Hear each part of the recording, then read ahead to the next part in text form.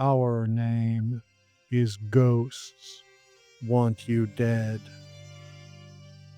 Sometimes, cowering in the darkest depths of one's loneliness, one must talk to oneself, hoping against hope that this poor substitute for companionship might stave off madness for just a bit longer. Hello, I'm Matthew.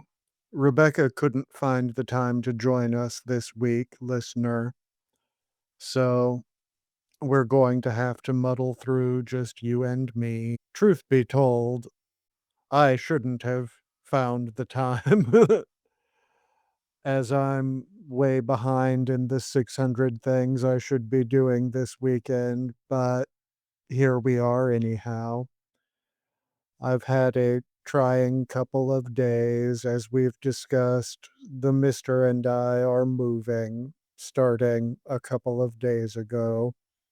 However, our water problems continue. After we'd already signed a lease at the new place, they discovered a water leak and are replacing all of the plumbing, which has delayed my moving plans significantly. I hope to actually get things accomplished on Sunday. I'm recording this Saturday night. Hence, this episode being early, as I'm just going to record, edit, and release it all in the next hour or so. So I don't have to mess with it tomorrow. Enough of my complaining, though. Shall we talk about Dark Shadows?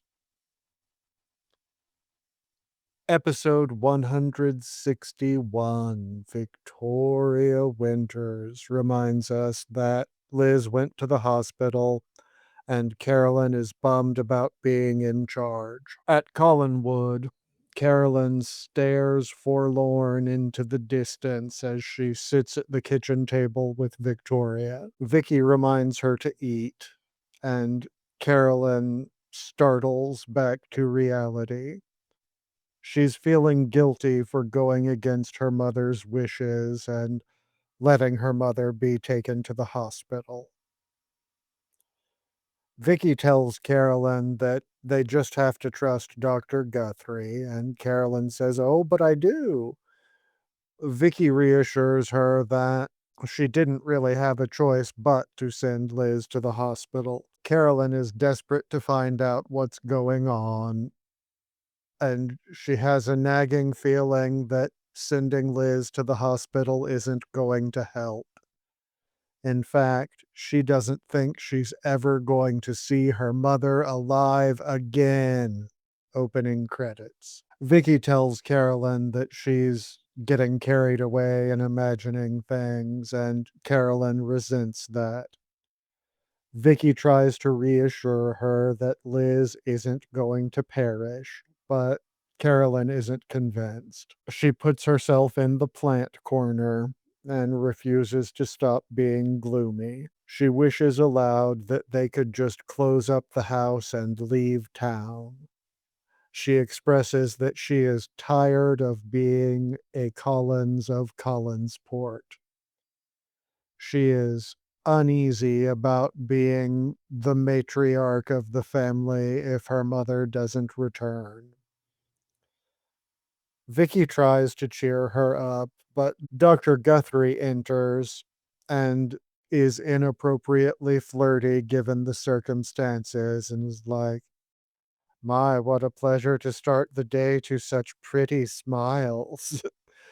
Carolyn serves him coffee and asks him if he's found anything out yet, but he has not. He rambles on about ESP and reiterates that Liz is in a psychic trance because of something malevolent at Collinwood.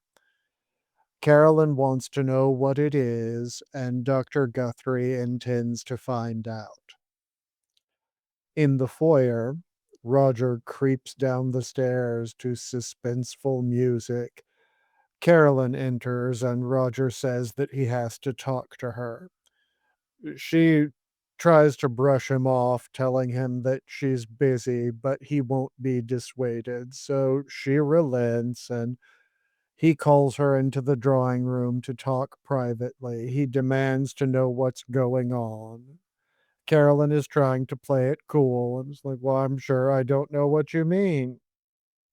He asks why she caved and let them take Liz to the hospital when she was so against it to begin with. She simply says that Dr. Guthrie convinced her that the additional testing elsewhere was necessary.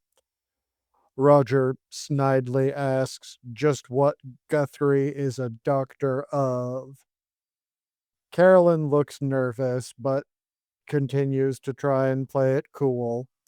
Roger is belligerent about it, though. He wants to know what Guthrie is doing at the house if his patient is in the hospital. He thinks that Dr. Guthrie is asking too many questions. He doesn't like it and he wants him gone. So Carolyn is forced to pull rank and Roger is pissy about it. Back in the kitchen, Vicky is worried about Carolyn. Dr. Guthrie is reasonably like, well, her mom is in a magic coma at the hospital, so it's probably fair that she would be upset. Vicky explains about Liz not having wanted to leave the house. And she gives more detail about Laura and all of the custody business. She explains to Dr. Guthrie that David is a creepy child and he likes to hang out at the creepy haunted old house. She also tells Dr. Guthrie about Josette Collins, which he initially dismisses as a child's imaginary friend, but then Vicky finally confesses that she has also seen Josette. Back in the drawing room, Carolyn is gathering the resolve to put her foot down with Roger, and he's being a condescending asshole about it.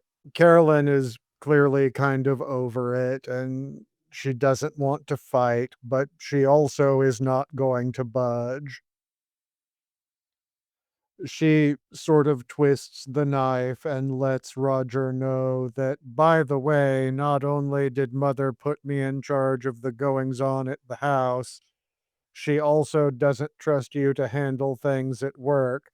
So, me, her 17-year-old daughter who's never worked a day in her life, is also in charge of the family business now. And Roger throws a fit and threatens to go to the attorneys, and he intends to fight her every step of the way, but she stands her ground and leaves him to seethe while she heads off to work. Dr. Guthrie corners Roger in the foyer to ask him some questions, which Roger tries to dodge, but Dr. Guthrie is insistent. When he says that he's trying to establish what caused Liz's condition, Roger insists that it's entirely psychosomatic and that she is faking it to get her way, that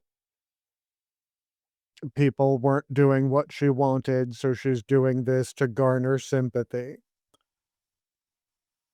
Dr. Guthrie explains that he knows what was going on with the custody business. Roger is pissy about it and he yells a bunch at Dr. Guthrie until Vicky breaks it up and Roger storms out. Vicky remarks to Dr. Guthrie that he didn't seem to have much luck with Roger, and he agrees and decides he should talk with David instead. He plans to take David to the old house to see what's up with all of that, and Vicky warns him to be careful. End credits. Episode 162. Victoria Winters reminds us that Collinwood is spooky even in the daytime. We see Victoria escorting Dr. Guthrie into the drawing room, and He asks her if there was any news about Liz in the night, and she reports no change, that Roger spoke to the hospital and everything is just the same. Vicky asks Dr. Guthrie if he really thinks that Laura might be somehow responsible for all this, and he agrees that it's possible she could be. Vicky explains that Elizabeth had asked her to keep Laura away from David, but she's conflicted about getting between a mother and her child. Dr. Guthrie warns her to do everything in her power to keep Laura away from David. Vicky makes an anguished face about it before the opening credits. Vicky asks again if Dr. Guthrie suspects Laura, but now he hedges and says, well, there is some force in the house that put Mrs. Stoddard into a trance, but it's cute because he flubs the line and it comes out Mrs. Troddard and he corrects himself. Vicky's kind of like, that's not an answer, dude. He says that he's just assuming that because Laura is the only one really in conflict with Liz, that it stands to reason that she might be involved. He also tells Vicky that Frank has filled him in on all of the L. Murdoch whatever died by fire business with, the graveyard and adorable creepy caretaker and Josette and all of that. She explains that Ghost Josette wears too much ghost perfume, and that's how she knows when she's around. He asks her to confirm that she has actually seen Josette with her eyes, and she does. He seems to be suggesting that she's just imagining things spurred on by David's overactive imagination. He also calls Collinwood Collingwood with a G. Victoria insists that she really saw Josette and she isn't imagining things. She insists that Josette is trying to tell her something about Laura. Speaking of, over at the cottage, Mother is inviting David to come for a sleepover. He says, sure, but Miss Winters isn't going to like it. Laura asks David if he has made up his mind about leaving with her, but he isn't sure. He says he does kind of want to go with her, but he also kind of doesn't want to leave Collinwood. She tells him she won't make him answer now, but he'll have to decide soon. Her voice deepens as she says menacingly, we haven't got much time. In the drawing room, Dr. Guthrie is looking dramatically out of the window since Liz is elsewhere and someone's got to do it. David enters looking for Miss Winters, and they introduce themselves. Dr. Guthrie says he heard that David has seen a ghost and he wants to know if that's true. He explains to David that he believes in ghosts, so he's just curious. David is sold. He's like, oh, you do? Let's be best friends. Dr. Guthrie asks about the ghosts that David has seen, and he explains about Mr. Malloy, who Vicky didn't mention, and Josette. Dr. Guthrie asks for an introduction to Josette, and David asks him if he wants to go to the old house and meet her. Vicky enters and wants to know where David has been, and he explains that he's been with his mother. Also, Mother has invited him for a sleepover. Vicky tries to talk him out of sleeping over with Bird Lady, and she says that while David and Dr. Guthrie go to hang out with Josette, she is going to go to the cottage and give Laura what for. Before everyone leaves, David makes Dr. Guthrie promise that he isn't going to get scared. At the old house, the camera pulls back from a close up on Josette's portrait to survey the empty front room before David and Dr. Guthrie enter. Dr. Guthrie asks about the history of the house, and David explains his great however many great grandparents built it, and he ushers Dr. Guthrie to the portrait of Josette. The good doctor asks David to describe Josette, and he mentions the veil and the long white dress and the striking resemblance to Maggie and the too much jasmine perfume. Dr. Guthrie is curious about why Josette might haunt this particular house, and David casually explains that maybe it's because of how she died, throwing herself off of the cliff at Widow's Hill. Dr. Guthrie asks why she might have done that, and David speculates that it was because she was very lonely and he feels sorry for her. Dr. Guthrie asks if Josette is scary at all, and he says no, she's a very chill ghost and they have always got along well. David is eager for Josette to appear because he wants to ask her if he should leave Collinwood with Mother. Over at the cottage, as usual, Laura is doing fire magic of some variety, and Vicky has to knock a lot before eventually Laura lets her in. Vicky explains that David is falling behind on schoolwork again, and Laura agrees with her that, well, that just won't do, and she's going to make sure that David does his schoolwork at their little sleepover. Vicky is like, "Ah, shit." She's tricked me. Laura tries to get Vicky to admit that she just wants to keep David away from her. Vicky acknowledges that she knows she doesn't have any right to do that, and Laura's like, "Yeah, you don't." Vicky goes on to say, "But all the same, she has her instructions from Liz." And Laura musingly menaces her, and they have the same argument they've had several times, but I'm fine with that because it's good fun. Laura warns Vicky that she'd just better forget Liz's instructions and tells her that it wouldn't be wise to come between David and her.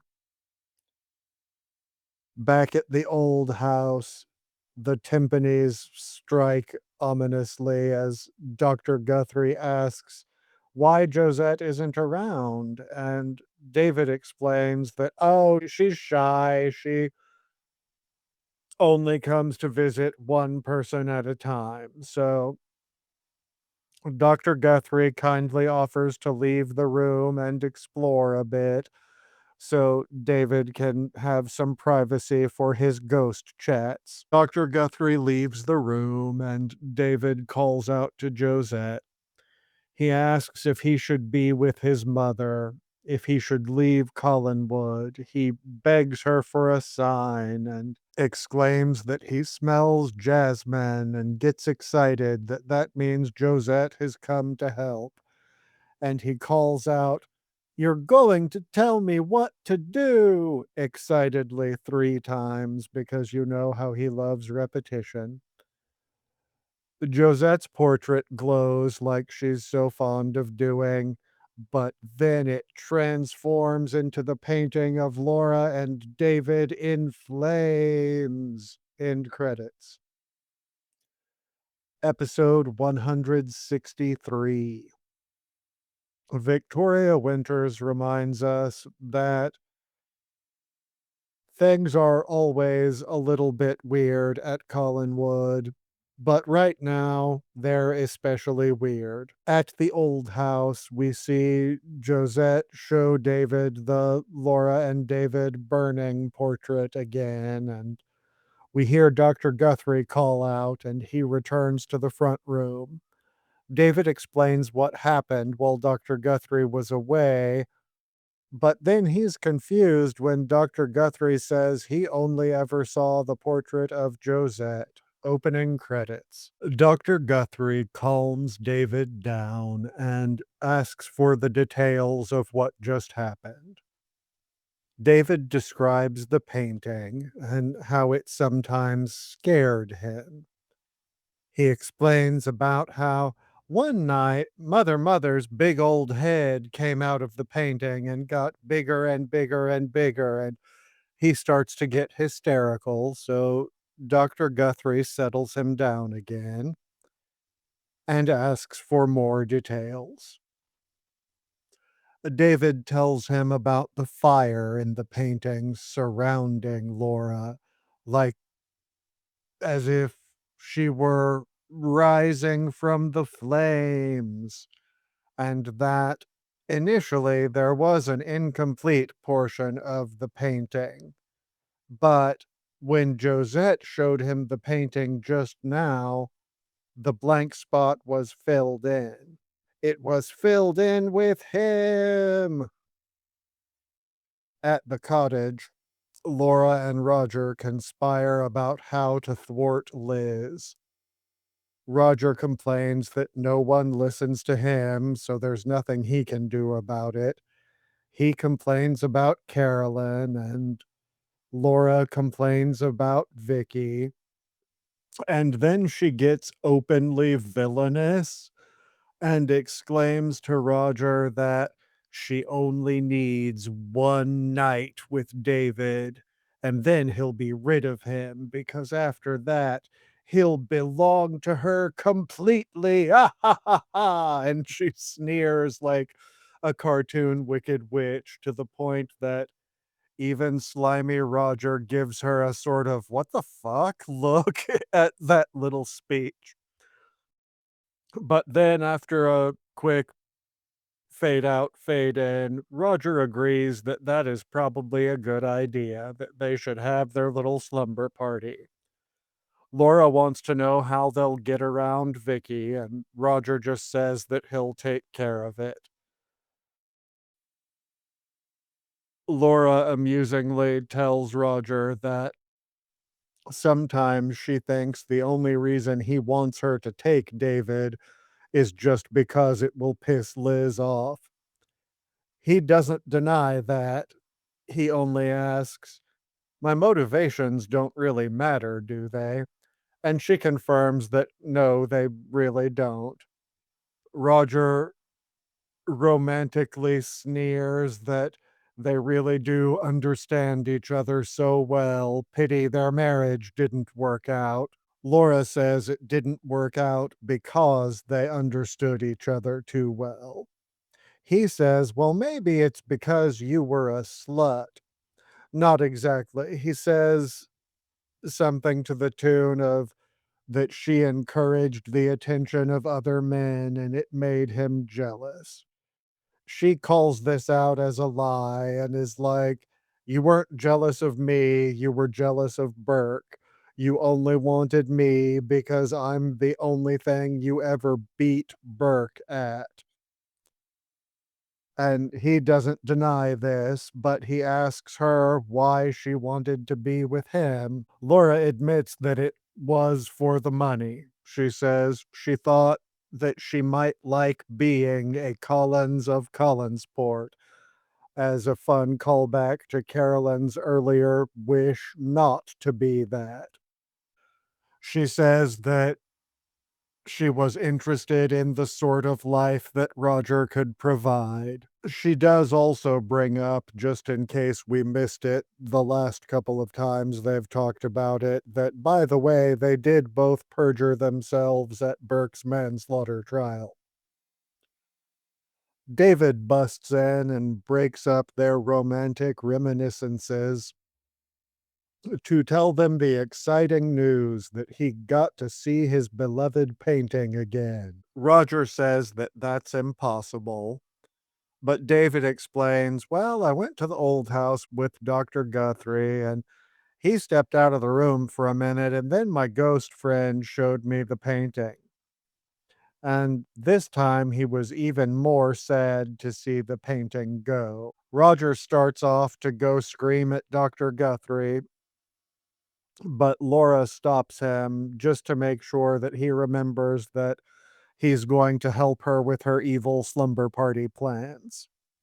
He says that he is and heads off. So Laura, left alone with David, is excited that he's there and offers him cookies and milk. But he still wants to talk about the painting. He says that there was something different about it this time. She tells him to forget about it, but he explains that this time he was in the picture. He asks Mother what that might mean, and she suggests maybe it just means that he wants to be with her forever, just like in the painting. He starts to look nervous and is like, sure. She asks him again if he wants to spend the night, and this time he says, oh, I guess. He's less enthused about it this time. She says that Roger has already given permission. David laments that Roger probably doesn't care all that much. Laura says that it matters a great deal to her, that she wants him to stay with her forever and always, not just the night. And David says, that sounds like an awful long time. To which Mother is dreamily like, yes, it is. She asks if he would like to see the spooky flaming desert, and he says that he might, but he also doesn't want to leave Collinwood. And she's like, are you sure you don't want to leave Collinwood? But she calls it Collins Wood by mistake. She says there's so much to the world beyond the old estate. David says that he would miss Aunt Elizabeth. Mother says that, well, Aunt Elizabeth already has a kid and she ought to let me have mine. David asks, well, what would become of Miss Winters?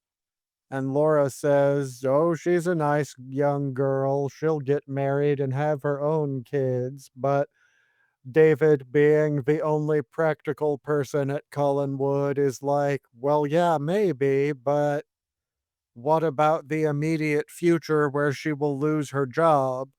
And Mother just says, oh, she'll find another one with another kid that she'll love just as much as you. This hurts David's feelings, and he argues that no, not as much. But Mother says, well, that's just Vicky's job, right? David disagrees and thinks that Vicky is his real friend, not just a paid friend. Laura asks about Dr. Guthrie, and David says that he's very nice, but seems to be sort of stupid because he's constantly asking a ton of questions. David says that he was very interested in the ghost portrait, and Laura gets suspicious. She's clearly like, another fucking person that I've got to do bird magic on. A bird lady only has so much magic to go around. At the old house, Roger sneaks up on Dr. Guthrie. He's come to tell him to stay away from David. He doesn't want him encouraging David's fixation with the paranormal. Roger dismisses it all as David's imagination, but Dr. Guthrie disagrees. He asks Roger what Laura thinks about all this, and Roger defensively asks, what interest do you have in my wife? It's funny when Dr. Guthrie is like, "Oh, I'm very interested in your wife." And Roger sneers at him. In the cottage, Laura is, of course, doing some fire magic, but is interrupted by a knock at the door. It's Dr. Guthrie come to introduce himself, and Laura is like, "Oh, what a coincidence. I was just summoning you with bird magic at the fireplace." Dr. Guthrie says that he was looking for David, and Laura is playing nice. Guthrie tells her that she isn't what he was expecting, and he's flirty and basically like, "Oh, gee, you're hotter than I thought you would be." And Laura is doing damage control, and she's like, David is a very, very imaginative child. Don't listen to any tales of me astrally projecting into his room at night to hypnotize him." She says that it's no surprise that David believes in ghosts growing up all alone in this spooky old house, which to me is confusing because, again, in the narrative of the show, David has supposedly only lived there for a few months. As we were initially told, he lived with Roger and Laura and then just with Roger in Augusta, and then only came to Collinwood a few weeks before Vicky did. But anyway, that's just continuity quibbles. Dr. Guthrie asks Laura if she believes in ghosts, and she immediately says no. He asks her what she does believe in, and she says some vague bullshit about the events of the past can be haunting enough without conjuring up spirits about it. Dr. Guthrie points out, "Well, you said David was all alone in this spooky house. He wasn't alone, he had his father." And Laura quips that Roger was never much of a father, and in fact, he's the bigger baby out of the two of them. She further tells Guthrie that she had a great rival for Roger's affections, dot, dot, dot, Roger himself, and he won out. Laura stops herself, saying, "Oh, I don't know why I'm telling you all this. Maybe because I want to be friends." And he enthusiastically agrees. Laura must be like, "I don't even need bird fire magic. Hot lady magic might do the trick on Dr. Guthrie." Laura confesses that she and Liz have never liked one another. Dr. Guthrie then suggests, "Well, then maybe you aren't all that upset about her sudden illness." And Laura protests that, "Well, I'm always upset by people's unfortunate sudden illnesses. Like, of course I am." And it is not convincing. The Laura is up to something music starts, so maybe she does need the bird magic for this one after all.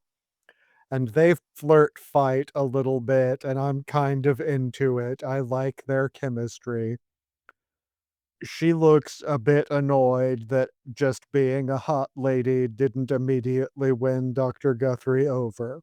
End credits. Episode 164.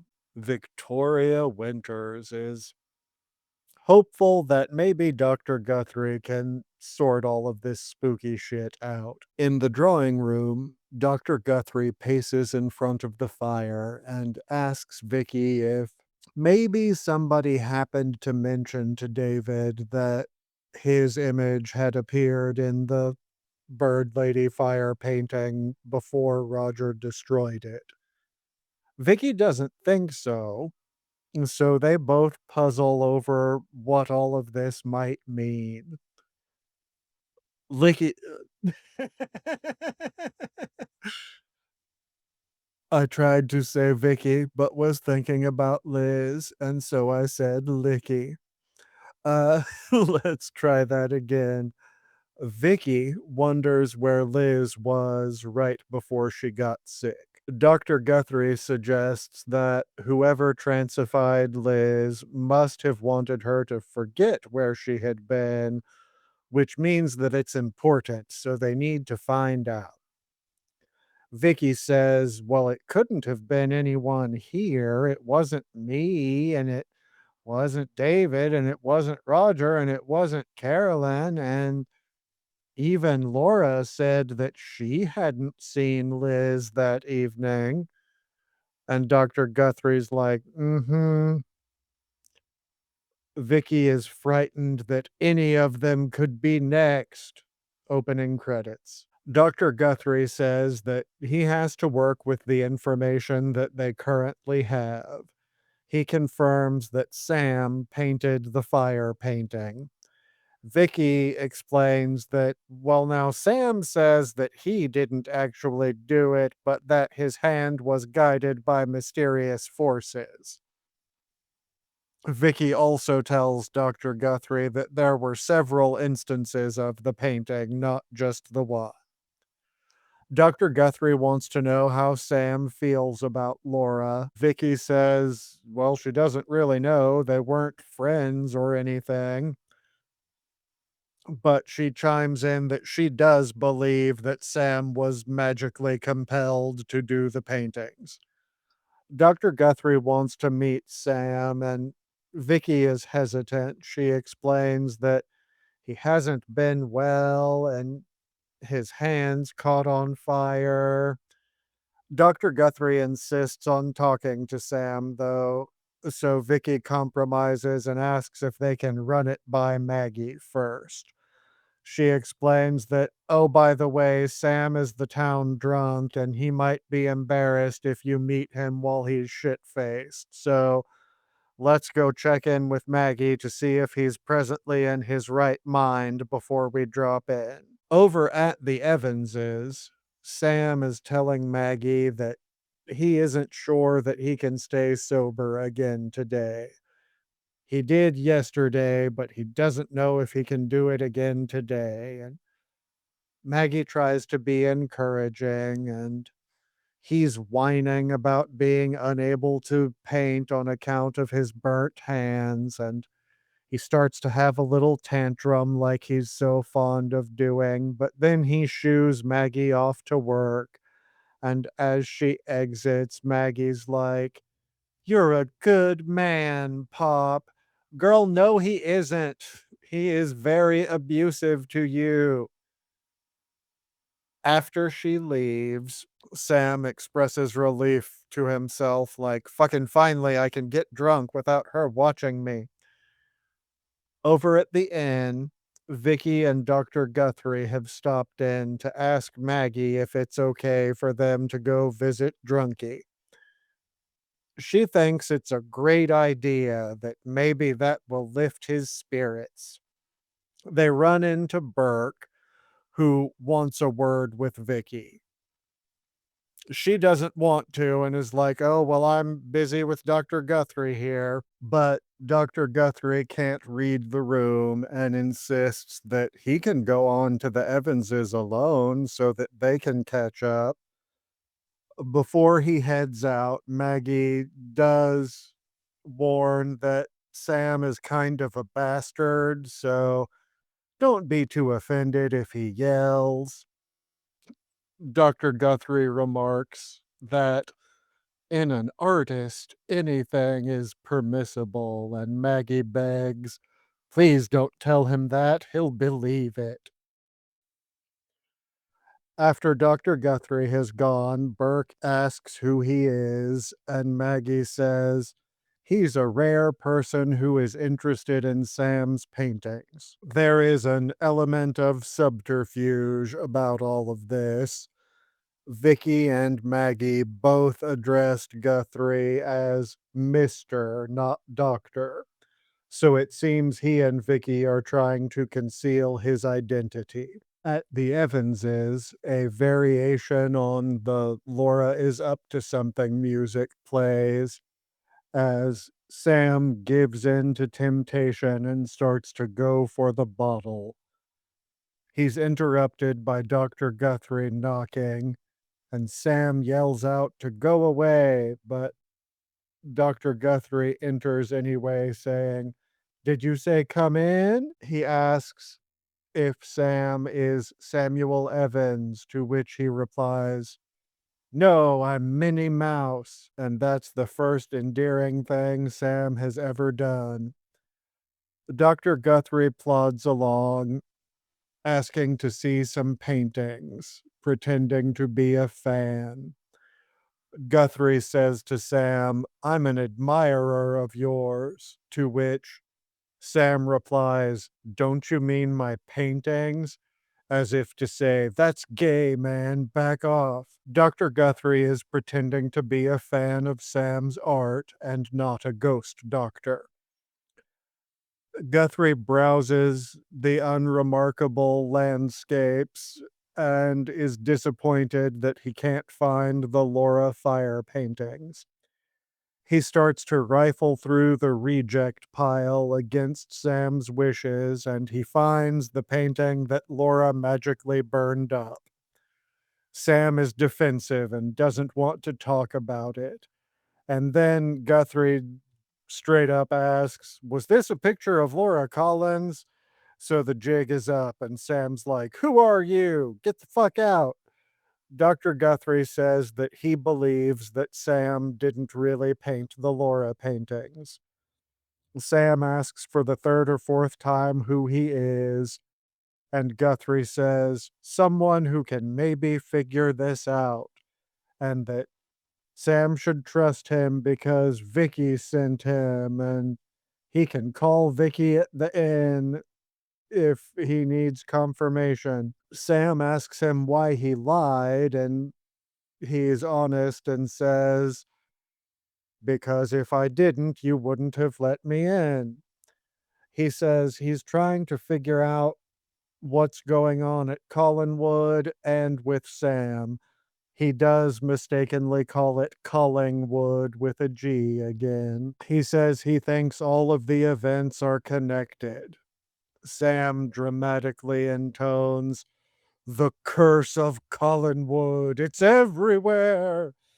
Instead of rolling his eyes like most people would, Dr. Guthrie says, "That's right, and I'm going to get rid of it. I'd like your help." He wants all of the details of the bird lady paintings. Sam rambles on about how the bird lady from the paintings is evil incarnate. Back over at the inn, we cut to Burke telling Vicky that Laura is the most wonderful woman in the world. Vicky is annoyed. Burke asks if she recalls their last visit, and she's concerned that they are about to have the same conversation again. She thought she was being funny, but then that's exactly what they do. Yay, self-aware writers.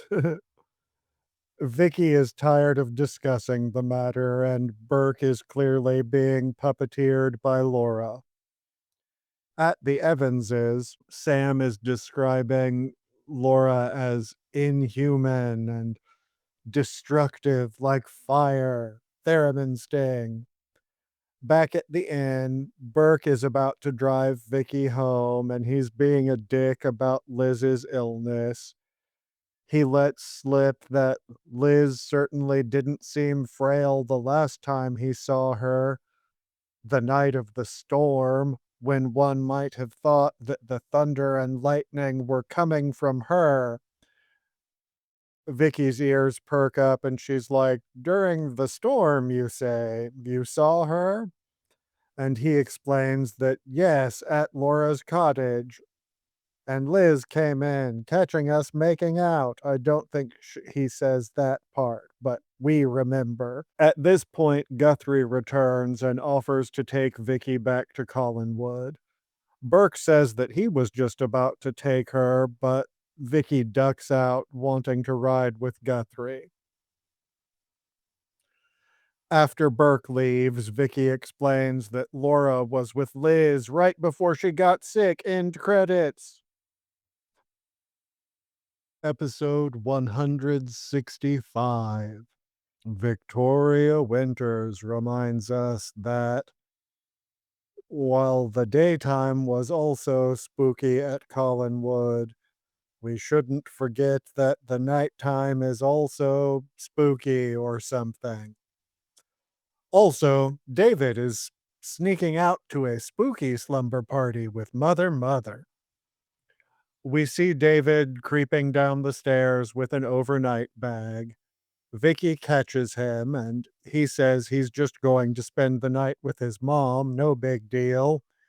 She accidentally bats his suitcase out of his hands, emptying the contents, and she tells David that they're not going to argue about this. Roger sneaks in and says, no, they certainly aren't. Vicky protests that David should have asked for permission. Roger tells her that he did, and Roger gave permission. Suspenseful music sting, opening credits. David is annoyed that Vicky spilled his suitcase. Vicky tells him to go upstairs, and Roger is annoyed, but Roger wants to speak to him privately. David is worried that Vicky is going to change Roger's mind, but he goes upstairs. Vicky tells Roger that it wouldn't be wise for David to go to the slumber party. They argue about it, but Carolyn breaks it up and she gets wind of what's going on.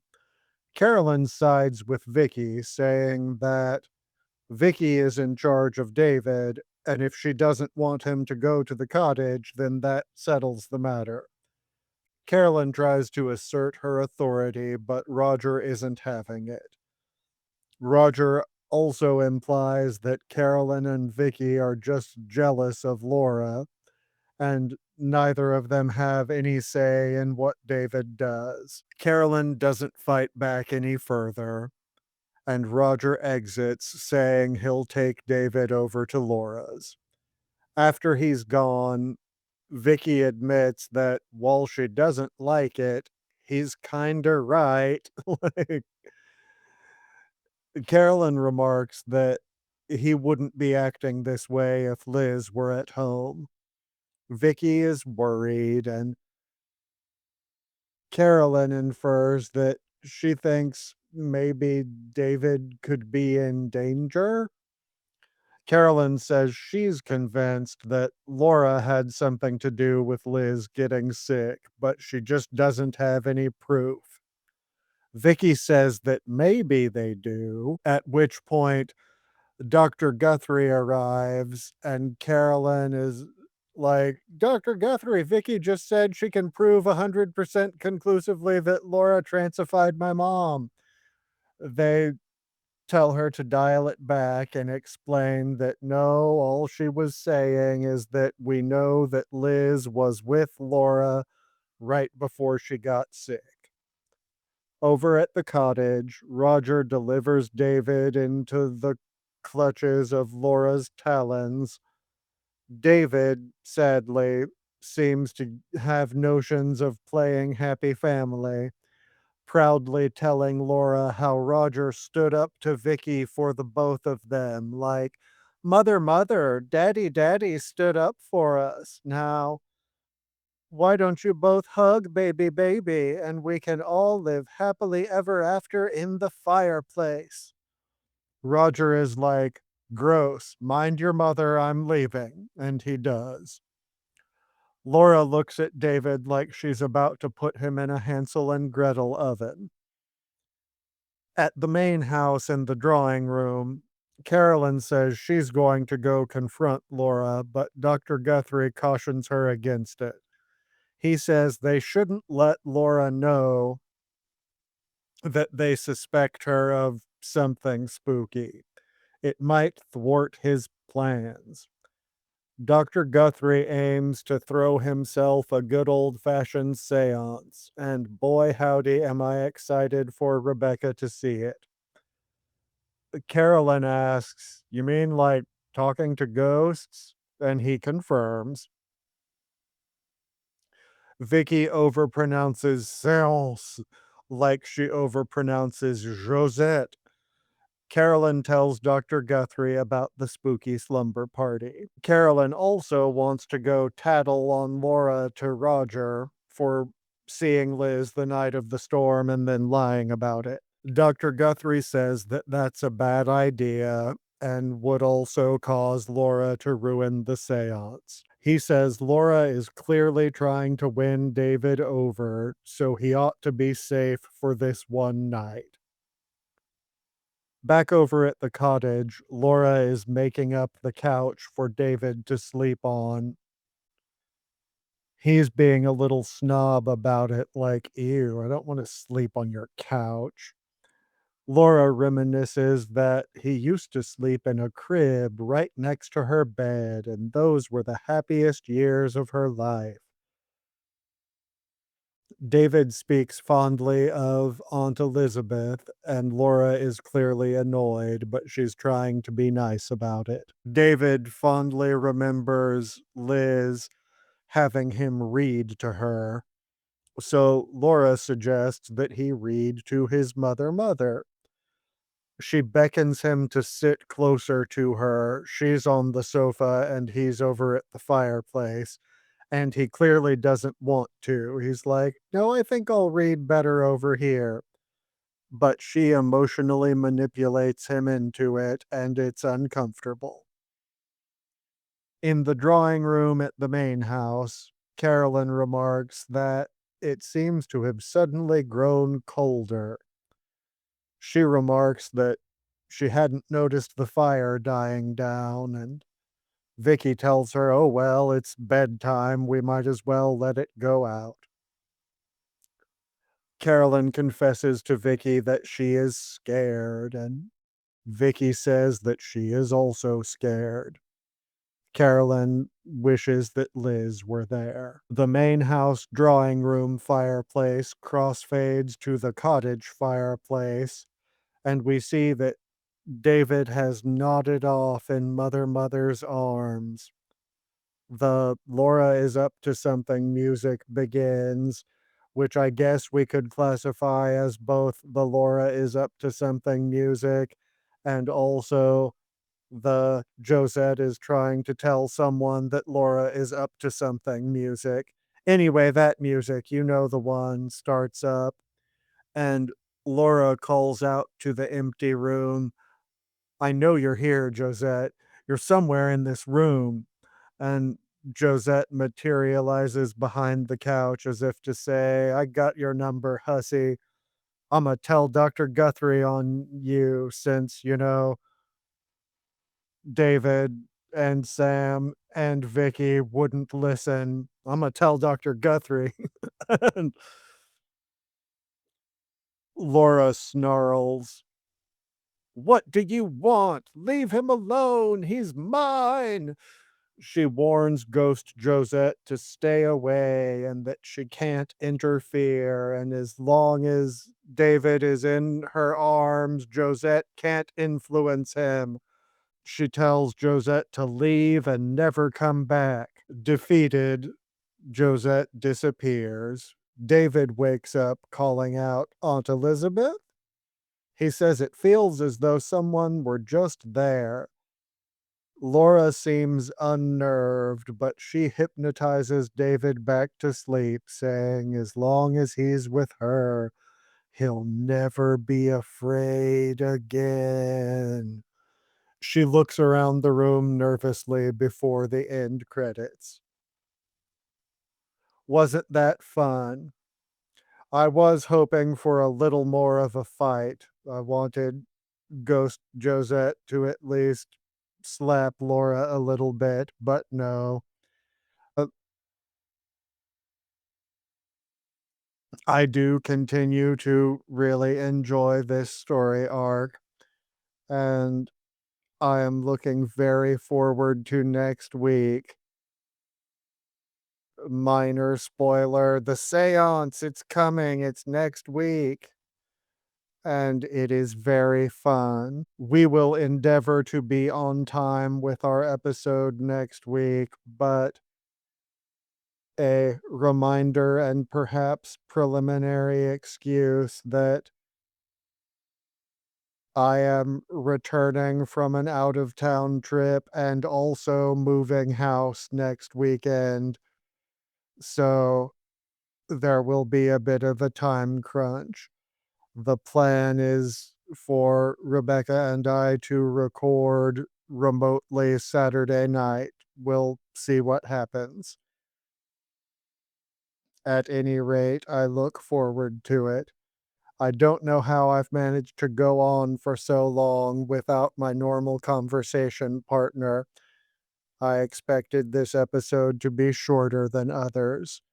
So I'll leave you to go about your business, dear listeners, after I remind you to follow us on Instagram at Ghosts Want You Dead. Join our Patreon, patreon.com/Ghosts Want You Dead. We make fun bonus episodes for you.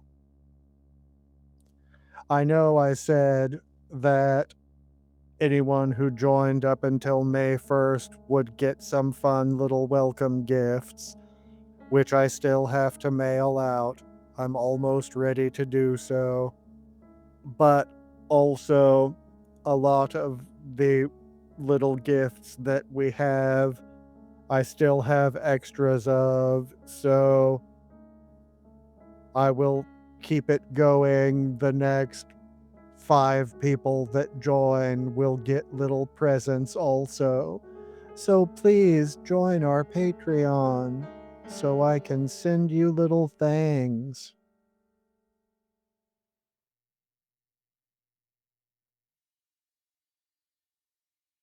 Okay, I think that's all.